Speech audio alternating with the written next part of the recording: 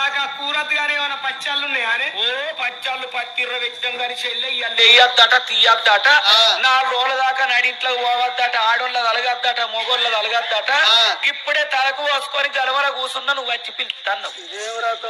సరే ఇక నువ్వంటే వేయపోతుంది నేను పోయి వేసుకొచ్చుకుంటా. ఏడేడ తిరిగి వచ్చినావు ఇంట్లోకి పోతున్నావు. ఏడా తొక్కులు ఖరాబ్ అయితే మా అత్తకు ఏర్పాటు అయితే నీ నెత్తే కొరిగిస్తుంది.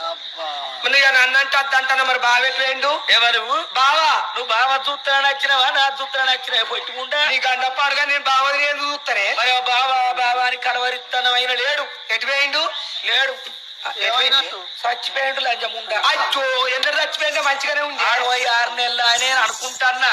ఆడు ఉండంగా అప్పుడిప్పుడు వచ్చేది లంజముండ అత్తలేదంటే ఆడు వేగిన వల్ల దీని తోబందు కావచ్చు అని నేను అనుకుంటా. అన్న సొంటోడు నాకు ఇంత అవు నన్ను చూసుకున్నట్టు నిన్ను చూసుకున్నటోడు నాకు పెట్టినట్టు నీకు పెట్టేటోడు.